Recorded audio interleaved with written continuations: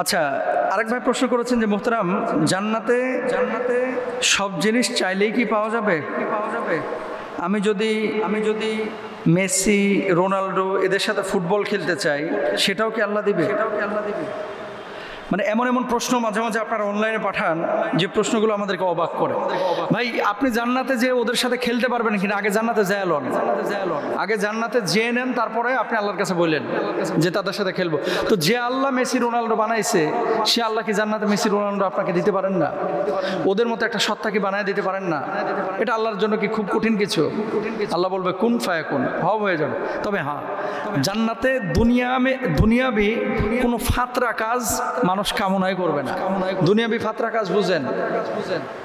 মানে যে জিনিসগুলো দুনিয়ার জিন্দেগিতে মানুষ অবলীলায় সময় নষ্ট করেছে, যেগুলোতে মানুষ বিভ্রান্ত হয়েছে, যে সমস্ত জিনিসগুলো মানুষকে গুনাহে নিমজ্জিত করেছে, এই জিনিসগুলো কিন্তু জান্নাতের মধ্যে আল্লাহ তাআলা দিবেন না। এখন অনেকে বলেন যে মোহতারাম, একটা ছেলেকে পছন্দ করতাম, সেই ছেলেটাকে দুনিয়াতে পাইলাম না, তো আখিরাতে জান্নাতে যাওয়ার পরে আল্লাহকে আমার ওই ছেলের ব্যবস্থা করে দেবে? অনেক ছেলেরা বলে যে ওই মেয়েকে, চেয়ারম্যানের মেয়েকে পছন্দ করতো, ওই মেয়েকে কি আল্লাহ ব্যবস্থা করে দেবে?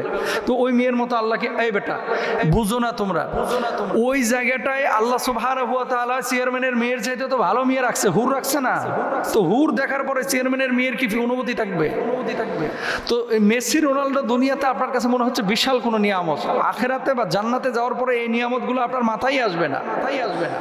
জান্নাতে ওয়ালাকুম ফিহা মা তাশতাহি আনফুসাকুম, আল্লাহ তাআলা বলছেন যা চাইবে আল্লাহ তাআলা জান্নাতে তাই মানুষকে দেবে।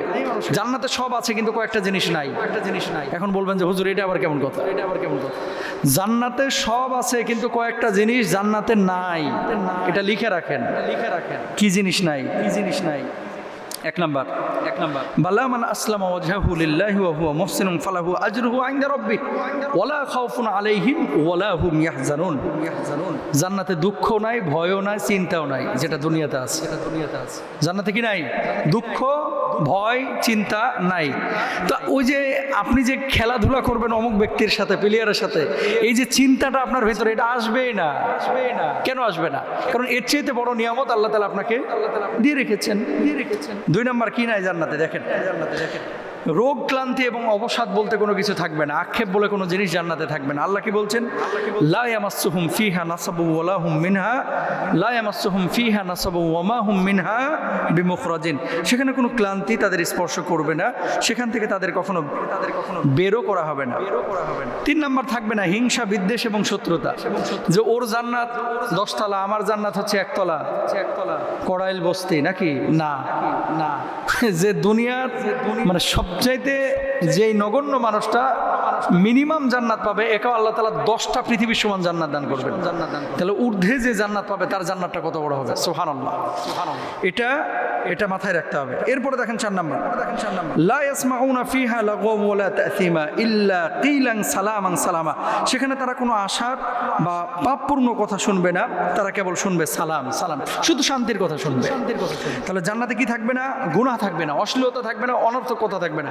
এখন আপনি যে মেসি, রোনাল্ডো এদের সাথে যে খেলতে যাচ্ছেন দুনিয়াতে, হ্যাঁ শারীরিক কসরতের জন্য আপনি খেলতে পারেন, কিন্তু জুয়ারি হয়ে খেলা কি জায়েজ না, হারাম, নিষিদ্ধ। শয়তানের কুমন্ত্রণাও জান্নাতে থাকবে না, বার্ধক্য এবং মৃত্যুও থাকবে না, সবাই থাকবে তাগড়া যুবক। হ্যাঁ, চুলদারি কারো পাকবে না, ক্ষুধা, তৃষ্ণা, অভাব, দারিদ্রতা জান্নাতে থাকবে না। তো মোটামুটি কি থাকবে আর কি থাকবে না আপনারা জানলেন। আগে জান্নাতে জেনে নেন, তারপর আল্লাহর কাছে বলেন আল্লাহ এটা দেন সেটা দেন, আল্লাহ দিবেন ইনশাআল্লাহ।